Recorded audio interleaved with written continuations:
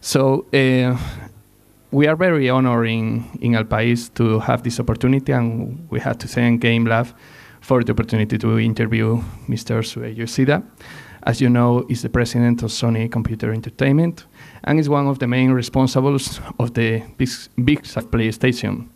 He's also and is also the executive producer of Ape Escape and Legend of Dragoon, and he's one of the persons that could help us in one of the main objectives, main goals of this landscape of video game, and guess what is going to be the future. But my first question for you, Mr. Yoshida, is to come back a little bit to the past. So I think it was like in 1986 when you first entered in Sony, and I want to start this talk with your remembers of how was the company there. Okay, good morning. Thank you for inviting me, and this is a great honor. So I'd like to correct a little bit of, thank you for the introduction, but I'm not the president of Sony Computer Entertainment. That's Andrew House, and actually president of Worldwide Studio for Sony Computer Entertainment. So my responsibility is to manage the game development for PlayStation first party. So, talking about when I joined Sony, 1986, right out of the college, I was looking for companies to join. It's very, used to be very customary for, new graduates to join a company in Japan and, hope to stay for long. And what I was looking for was, I was very much looking forward to live and work outside Japan. And Sony at that time was smaller than it is today, but still doing a lot of business, outside Japan, Walkman or, TV, videos. They are just launching 8mm video camera. And it was before they acquired the movie studios. So I joined Sony as an electronics company. But somehow I was thinking, being a very big game user, game player, I was thinking, in the future, Sony will go into the video game because it's basically computers. And I was hoping, not knowing anything, that I'd like to join the project when they started. And actually it happened. So it's amazing luck that I have had. Yep. Okay, and do you think that one of the main reasons for the success of PlayStation and also your career was the exclusive titles? Because, titles like Gran Turismo, like Ico, like Uncharted has defined mostly the main audience of PlayStation. So this has to be one of the big reasons of the success? Yep. From the consumer's, standpoint, it has to be one of the major reasons because they don't buy hardware to just own hardware. They buy hardware to play games. But that said, the hardware and the platform is the enabler always of creating new experience. Like when we entered video game market with PlayStation, the first PlayStation, it was the pretty much the first consumer-based console that can handle the real-time 3D graphics. And before, it was basically 2D-based. Nintendo or Sega played great games. However, the 3D use of 3D graphics was limited in the arcade. So when I had the luck to join Ken Kutaragi's project before Sony Computer Entertainment was incorporated early in 1993. At that time, what Ken told me when I interviewed him was, he pointed, because I was in the PC business at that time, he pointed me the Silicon Graphics workstation. At that time, it cost like $100,000 per unit. And he said that, well, this SGI workstation, that performance, I'm going to bring it to the console that we can sell for $500.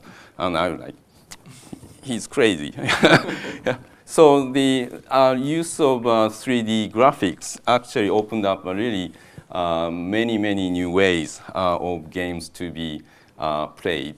And but it was really a challenge, for us to evangelize PlayStation, because at that time we started in Japan, and I was responsible for third-party relations at that time. So we talked to many, Japanese publishers and developers at that time, and most of them said, well, very skeptical about the use of 3D graphics in games.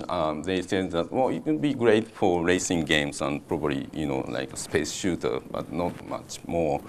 And then Sega announced the Virtua Fighter the same year, and everybody, the eyes opened. Suzuki-san, Suzuki-san is here, and I was talking with Suzuki-san, how Sega, Suzuki-san's game opened eyes of many Japanese publishers, and as soon as they saw Virtua Fighter, suddenly they came back to us and, can we hear more about PlayStation?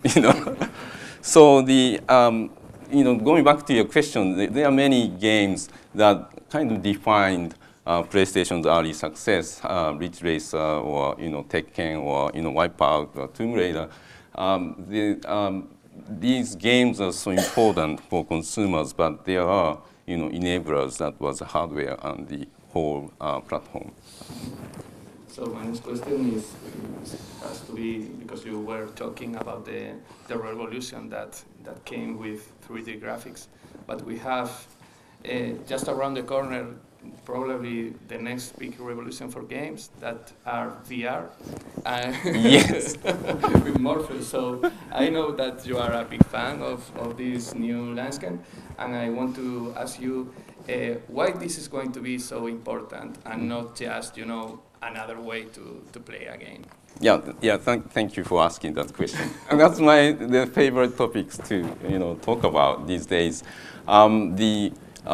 So we announced Project Morpheus. It's still a prototype at GDC this year. We worked on that tech for the last 3 or so years. When I talk about VR or Project Morpheus, I'm saying that it's like when PlayStation introduced the consumer level 3D graphics tech to games 20 years ago. Because like Ken was saying, the VR has been in use in industrial, applications, military or simulation or design, and those, cost like $100,000. But now we are talking about the advance of, smartphones and tablet. When you look at what constitute the components of VR headset unit, it's pretty much similar to what smartphone is made of. So all the advancement and cost down on the of these components really has made it possible for the first time to create really light and affordable consumer based VR systems. We are so close. We talk with Oculus people. They are great guys. And we agree that we are close, but not quite yet. But it's just a matter of time that we can achieve the really good, everybody can enjoy kind of, consumer product using VR. So I can see, so we introduced PlayStation, there are some questions about adoption of 3D graphics, for games or other applications, and there are still people asking, skeptical. Some people, do people wanna wear big headset on your head? But the experience is so amazingly different that you want to come back to this place that is not where you are. So the biggest thing that VR achieves is to what we call the sense of presence, the feeling, the belief that all your senses believe that you are in different place. And the different place defined by the application that could be in a very beautiful landscape or some fantastical place, or it could be on the moon or Mars. Whatever it is, there are things that people want to.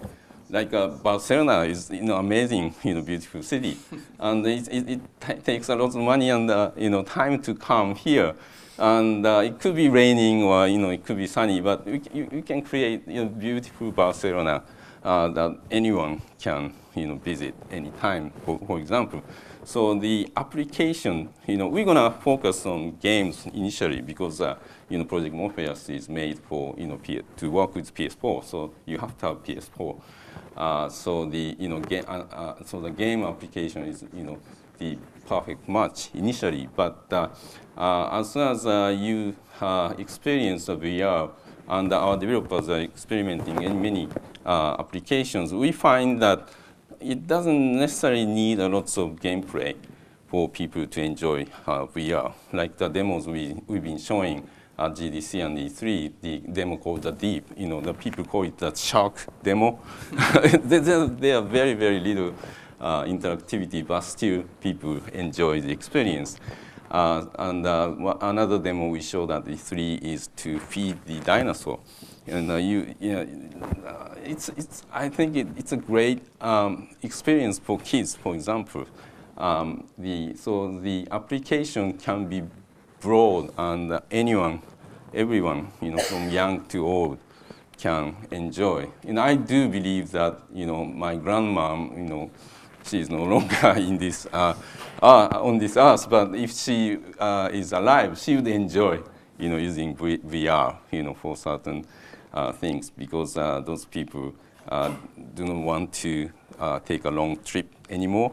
And she used to say that she wanted to visit this place, others that she could do if she's alive. So, I believe that the VR can be a huge industry, new industry, and we're gonna see the advancement of tech and the use of the tech for the coming 20 years, like 3D graphics have advanced for the last 20 years. And what did you say to because in this place we are all here gamers, we all love video games, but that out there sometimes with these things that are too immersive are a bit of polemic that you are going to be cut off of the wall. So as you said, you think your grandma will enjoy that technology. So explain a bit why this VR is not dangerous for people. Dangerous in terms of some people might be gone and not come back. Well, that could happen. Anything. There's a danger of addiction. Yeah. So our focus is first to achieve the amazing experience that anyone can enjoy first, and think about what kind of caution that we should, or what kind of test we should have with people, so that do we need to tell people that you have to take a break every half an hour or so? That we don't know, because as the tech becomes better, well, it's a funny and sad story, working on the early VR tech. I felt really sorry for our engineers, a couple of years ago when they are working with a system with large lag. It takes maybe 15 seconds for you to get sick, right? but the tech advances to the point that less and less chance that happens. So what we are looking forward to in terms of improving the prototype that we have for the future, when we consider it's marketable to consumers, I think the majority of people have great experience. So our focus has been to achieve that first, and to look out for other potential issues like that. Speaking about the future, one of the main sensations in games in the last E3 was No Man's Sky. Mm. You know, if VR are the future for the experience, maybe procedural games that are constantly changing, constantly evolving, like DNA in video games, are the future for game mechanics. So explain me a bit why Sony is so interested in games like that are Yeah. virtually every is possible. Yeah, so the whether it's VR or not, we are big fans of indie, game development in the community and the games, kind of games that they bring to the market. It's so as watching the talk yesterday by for indie studios in Spain, and I was amazed by the quality of games that they released and they are working on. Because everybody knows that the big console development it has been getting even bigger, and it's good that these games are getting more audience in terms of number of sales per title. However, people's expectation for these big titles has increased as well. So the market has totally polarized for those big companies spend even bigger investment on smaller number of AAAs. That makes it, all those publishers, including ourselves, to kind of be careful what kind of subjects or genre we make with these big budget titles, $50 million or more. There comes the smaller development, and especially those indie people who do not have to talk to their marketing department if they can make that game. They just go for what they feel for, and comes up with amazing concept like No Man's Sky. And we've been big fans of funding smaller teams since the beginning of PS3 when we launched PlayStation Network. And we are very lucky to be able to work with a team like that game company who made Journey. It's an amazing experience. It's just 2 hours in experience, but the when I played the game Journey, I was thinking about that grandma I talked about. When it's about person getting old and die. So, and I had tears in my eyes. That huge emotional reaction that a game can create. That was made by indie team, and they defy conventions, and they come up with this idea that they want to realize. And because they are small teams, they can make sure that vision can be achieved, and we are there to help.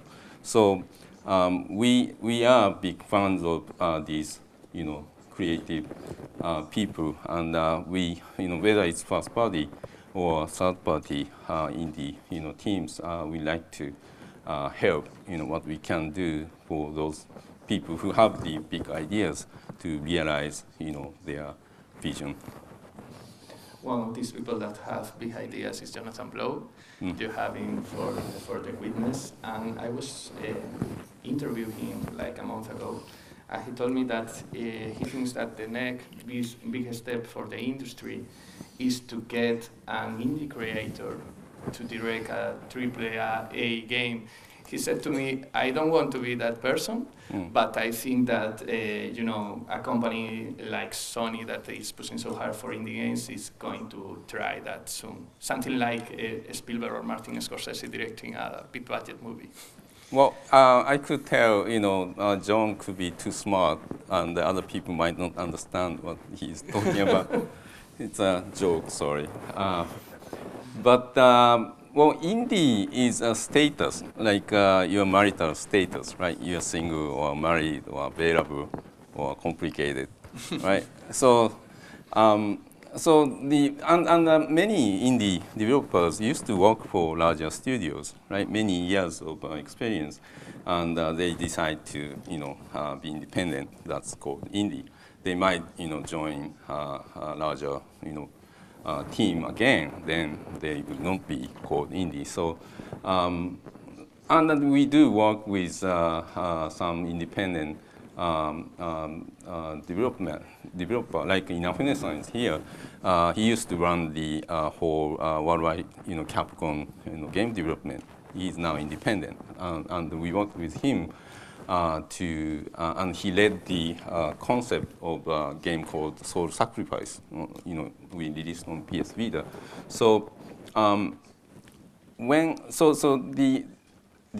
it makes sense for as a team construction that the independent person like John or Inafune-san to join force with other team and make a larger project, that's no problem. I can see that happening.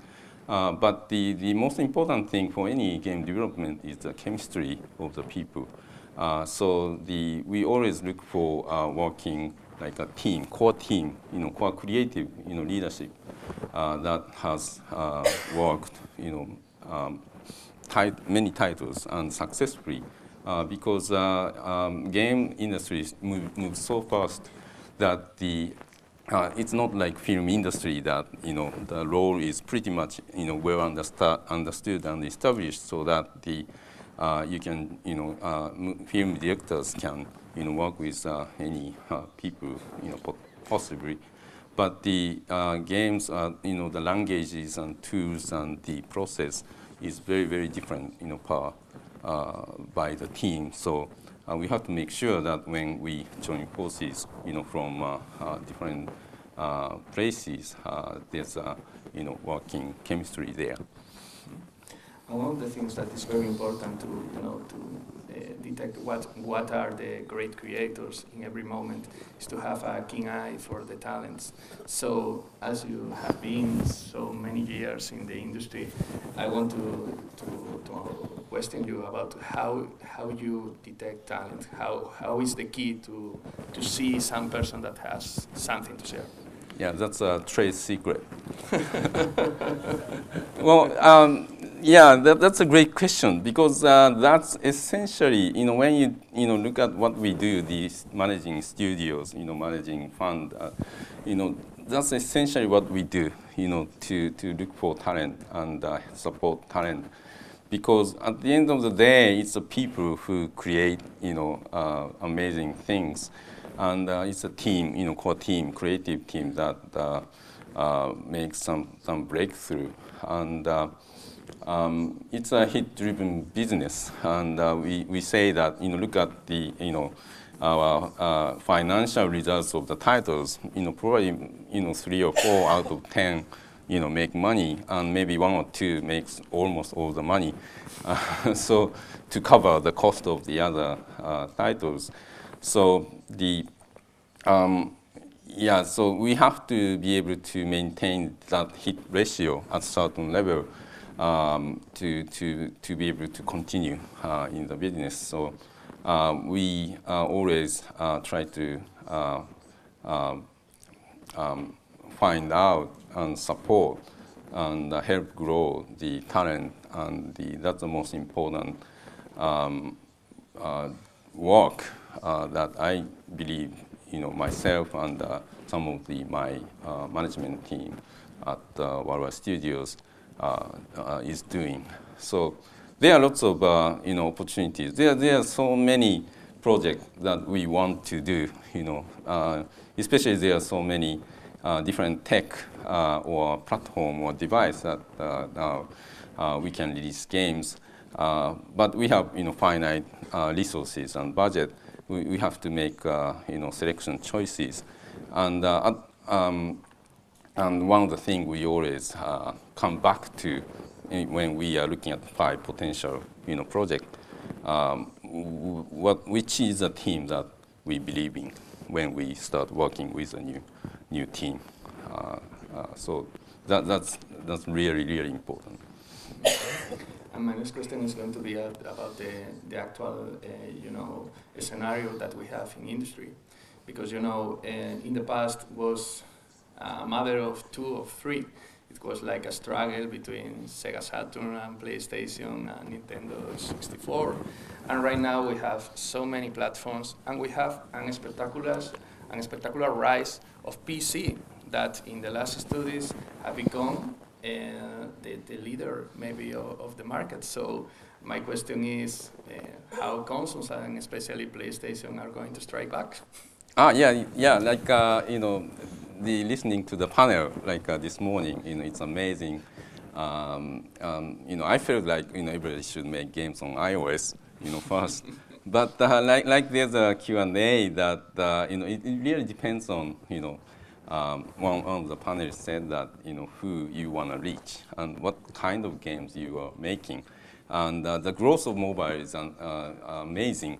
However, consoles still have lots of passionate game players and waiting for games to play. So and it's we're talking about millions of people who are who spend lots of time playing games and active in the talking about their experiences. So you really have to think about what is your game and what kind of people would enjoy your game. And when you see that it's a console type of game that you are thinking, the PC and console would be a really logical good choice. And we try hard to make our platform more accessible for as many independent developers. We do realize there are certain barriers these teams with limited resources have to cross. So we are always engaging with these indie teams that we work with, how to improve our process or our platform or our tools, so that they have a smoother experience to bring their games to PlayStation. Yeah. And do you think that this maybe is going to be the last generation of consoles with physical hardware, because you also are thinking on going on the cloud, and this could change almost everything that we know from the last 2 decades? Well, there's always talk about the end of something, right? And it's so funny, the analyst reports every year. When you look at the last year's reports and the year before, every year the predictions totally changes. So we enjoy looking at these changes. Because these companies look at what happened the last year and kind of change their trajectory. Yeah, so it's a way to see the feedback to what we do.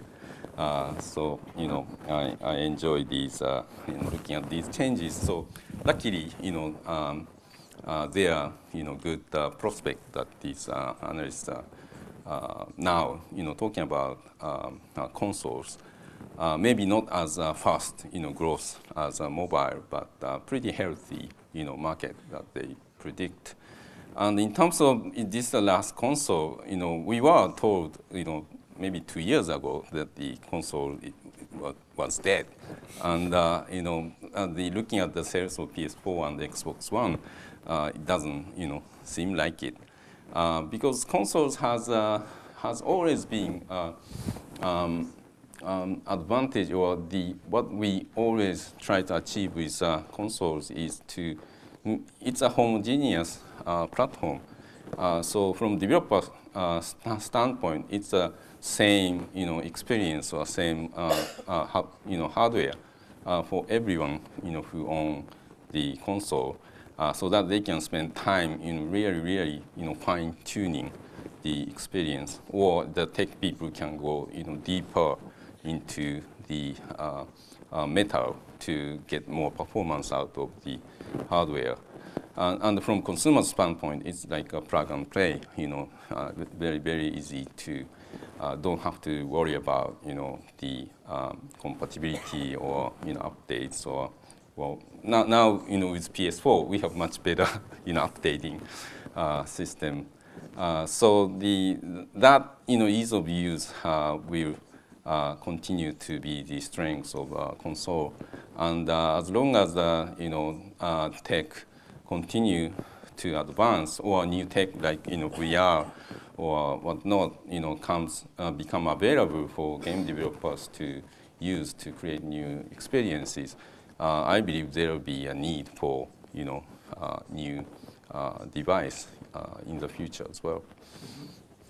And talking with book publishers, also with museums and with artists of many fields, they are talking right now about transmedia. Book publishers says maybe as all the cultural industry, except video games, are falling, we have to think of joining force. And you think maybe in this moment that video games are being recognized as an art more than ever, should lead this new way to present entertainment and culture to people that merge many arts in this crazy world that is transmedia. So looking at the number of inquiries we get from film companies these days for potential license of our games to make into a movie, yes, there are more interest from film industry to come to us. So it's great they recognize the talent that we have in the game industry and the art that we create. And lots of people, who make games came from the film industry as well. So perhaps it's coming closer in terms of, game industry learns, sucks in any good form of media or technique from other field. So, but in the end, what makes great games is different fundamentally from what makes a great movie, for example. So I have, it may not be a most politically correct thing for me to say, but being a Sony, person, I have never been a fan of making games based on movie or the vice versa. I'd rather be skeptical about movie being made based on our games, because those companies spend lots of marketing data behind those movies, and if the game might be awesome, but if the movie is not, what it would do to our franchise. So,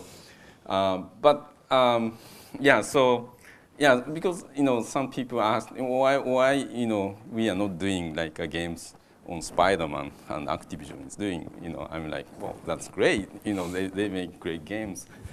That said, because now Kaz Hirai is president of Sony, and he's bringing different parts of Sony much closer these days. So we have more contact with Sony Pictures or Sony Music or Sony Mobile and other parts of Sony, and we have several initiatives. Some of our properties are being actively made into movie, like movie based on Gran Turismo's Gran Turismo Academy, or the Uncharted, movie made based on Uncharted, and also the full CG movie based on Ratchet and Clank is being made, and we launch next year, and we are lucky to have Insomniac, the original creator of Ratchet and Clank, to remake the game, the first Ratchet and Clank that movie is based on, into a new game to launch with the movie. So these are some new initiatives we are working on with other parts of Sony, and we'll see how it does. And what do you think that right now the MoMA and also the Smithsonian are recognizing and have in their museums by video games as an art, and why the sensation, the general feeling is that it's almost recognized as art. Why it has taken so long? I don't know. Like Tim said yesterday, we always knew that we are making well, artistic product. We hire lots of people who in a position of artists. We have lots of people who have art major. So even before you talk about interactive art, there are lots of creative people making games, and so I just don't understand the point of arguing. Like Tim was saying, it's just a semantic, right? People define art in a different way, and some companies like Nintendo always say that we are making some products that people enjoy, not necessarily calling it an art. Or some other people like Jason Rubin, my old friend who made Crash Bandicoot, he used to say that when you make a great game, people call it an art. So yeah, it never bothered me, or I didn't. It never comes to my mind that question to me. The next question is a bit out of the blue, but I think it's interesting because we're always talking about the industry, the product, the artistic approach. But I want to ask you a personal question as a gamer. Could you tell me what was your first great experience in video games? Do you remember it in childhood? Yeah, in terms of the first game I played, I think it was in the arcade. Something like, it was not Pong, or more like Breakout. There are many different, variations of these arcade and Space Invader or Pac-Man or these days. Arcade was very popular in Japan, and early PC was not as much. So the arcade was the first that I had a chance to play games. But the first consumer game I was really into was the Dragon Quest 3 on Nintendo NES. I was amazed how I was sucked into the story, of that game, and spent hours and hours trying to find some hidden island. And so I called my friends, how can you get? Yeah, so that was the so early days. I was a big fan of RPG. I played all major games from Enix and Squaresoft.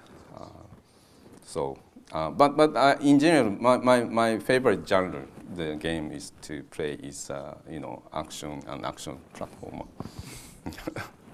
Okay, so my final question before the questions of the audience will be, here we have a big crowd of young developers, many indie creators, and if you have to give them a quick advice of how, to sell a game and to sell an idea, to get to the point to get finance, what would be that? So as a publisher, we always look for some proof of concept. It's one thing that you have a great idea, but it's another thing that you can realize that. So even some simple prototype, there are many tools that you can use. So it's rare these days that people, when we approach us or approach our producers, it's rare these people do not have something that they can show that, that's playable. Make something, and prove your concept. That's the best way to sell your project. Thank you very much, Mr. Yoshida. And now we are open for questions. Thank you.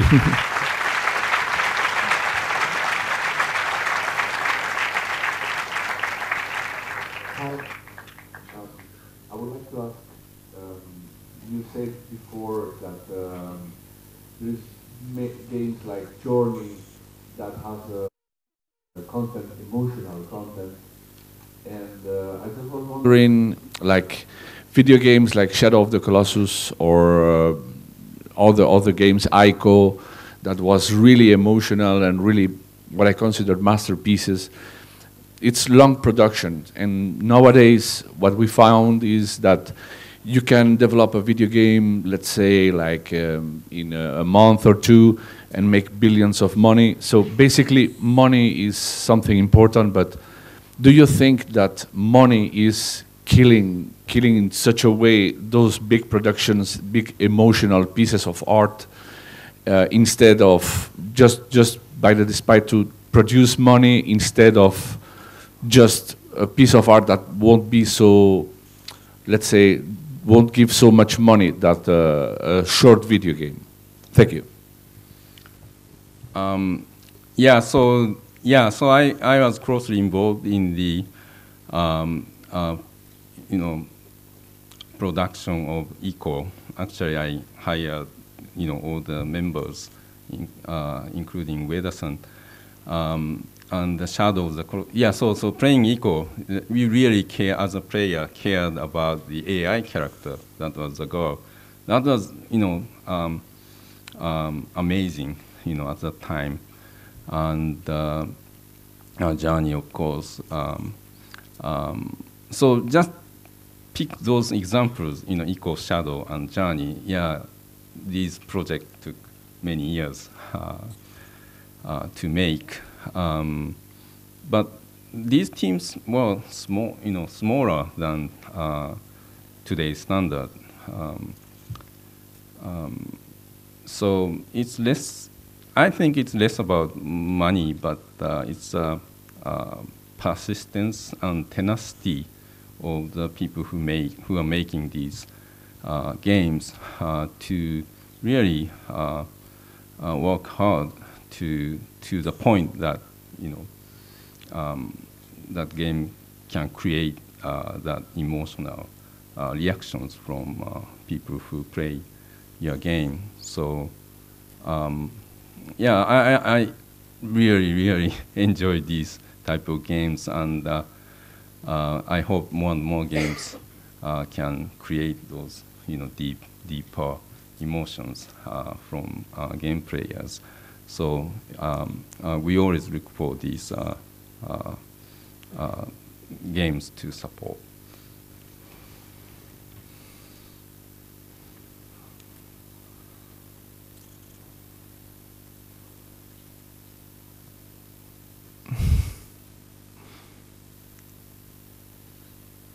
Hello? Okay. I would like to ask about Project Morpheus. Right now, the game session of a mobile game is defined by the external environment. We usually play mobile games on the train and stuff like that. With Project Morpheus, there's something different. There's the helmet you wear. And this introduces other kinds of problems in the house, like not having peripheral vision.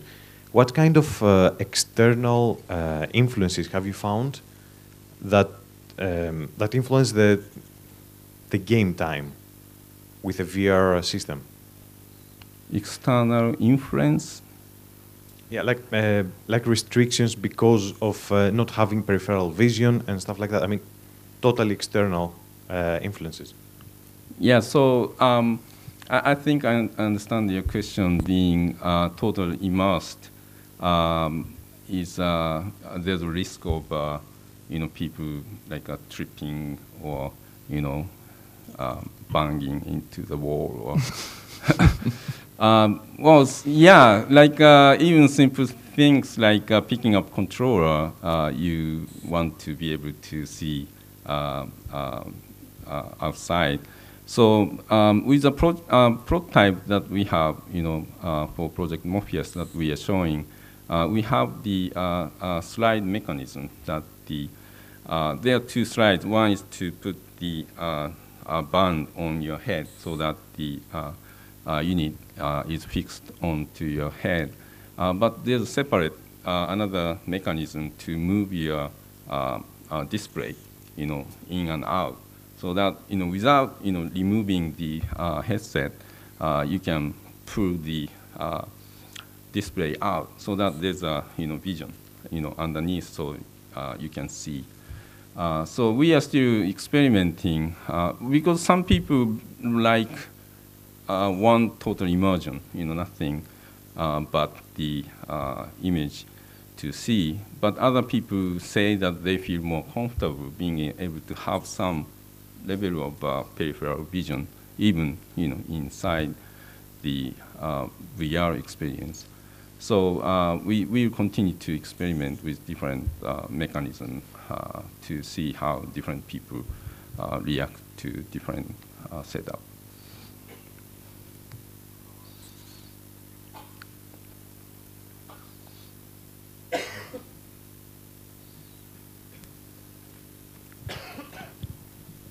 Hello, I am a PlayStation Move customer, and I would like to know if with Project Morpheus we'll get more games for Move, because I think that since Move was on the market, we first get some good games, but with the time, now there are only a very few games that we can play with Move. Mm. Yeah, first, thank you for liking PS Move, Yeah, I'm a big fan of PS Move as well. So the VR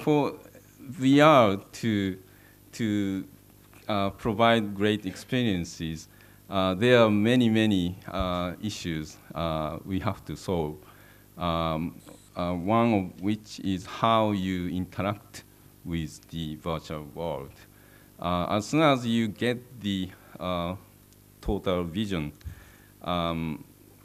you believe that you are in the world, but when you don't see your body, when you look down, or your hands, that takes away your experience. So PS Move, we are showing the demo called the Castle. Use the two PS Move that you hold, and that becomes your hand, arms in the VR space. And because Move has a trigger, we assign the trigger. When you press the trigger, your hands close. That you really connect immediately, and it's amazing to be able to pick up a sword and throw with one hand and catch with another, or grab the dummy door and chop the arm with the sword and bang the dummy with the arm that you just chopped. It's amazing experience. In terms of 3D input, so because you have 3D view, you want 3D input. And PS Move is, as a consumer product, is really robust to track the 3D location and orientation of the controller. So in retrospect, PS Move is a VR input device that we launched before its time, almost. Many teams try to use the ability, of PS Move in the traditional, setup with TV screen. It was really difficult to use the 3D input to create the, compelling gameplay on the 2D screen. But now, in VR, that's almost required in terms of tracking, being able to interact in the 3D world. So PS4 is designed with Project Morpheus coming in mind. So everything is tracked with one camera, PlayStation camera. The headset, DualShock, DualShock controller, DualShock 4 controller has LED. So it does many of the things that PS Move does. and the PlayStation Move with the same camera. So as a game developer, everything is tracked in the same 3D axis. So it's very, very easy to handle. So that's a solution we prepared. But and we are looking forward to many developers to use these devices to create new experience. But because we are not talking about the final consumer product as yet for Project Morpheus, so I cannot talk about our projection of how many games will use PS Move or DualShock or like that. But if you have a chance, when you have a chance, try the Castle demo with PS Move. That's amazing. So last question. We have one here. Oh, okay. Hello, good morning, Mr. Yoshida. Hi. Thank you for coming, and I hope you're enjoying Barcelona and its food. My question is about how technology has enabled us to communicate better with each other. For example, in PlayStation, you have the PS4 share button. And I want you to give you congratulations on how you manage your Twitter account and how you interact with fans, like with the Antonio Banderas joke or with the Shuhei Yoshida. That's a great examples of how to interact with your fans, because we care a lot. We care a lot. My question is, how you see how developers and consumers interact with each other in the future in the PlayStation brand? Yeah. I think one of the best decisions I made was a couple of years ago. I created my Twitter account. How I manage. Yeah, some people ask me if I have some PR people who tweets on my behalf. No, it's all me. Yeah, so I have iPad at my bed, and as soon as I wake up in the morning, I check the timeline, and every day there's some new issues, of that day happening around PlayStation, whether it's some issues, like bugs or some network services, down, or some announcement we made, upset some consumers, or asking for some games to be made, for PlayStation. So whatever that is, it's an amazing, quick, fast feedback that we can get from consumers, directly. And so every day before I, leave my bed, I send out, some of the tweets to the appropriate, people in the company to alert them that have you noticed this issue or something like that. And it's humbling experience as well. Every morning, people reminds me some of the things that we are not doing well or doing enough, so that we have to continue to work hard. So it's essential tools nowadays, I think, for any consumer-faced product or services. And more, game developers, game teams are active on Twitter or whatnot to communicate directly with consumers. And they like to talk to people who make games as well. So I think our PR department realized that that's happening, so they find me useful, and so I'm allowed to be pretty openly tweet without prior approval. So I'll continue to do it. I really enjoy these direct communications, and I always encourage my producers or game teams to be active on social media as well, because you get so much from doing that. So thank you very much, Mr. Yoshida, and thank you all for the questions. Enjoy the rest of Gamelab. Thank you. Thank you.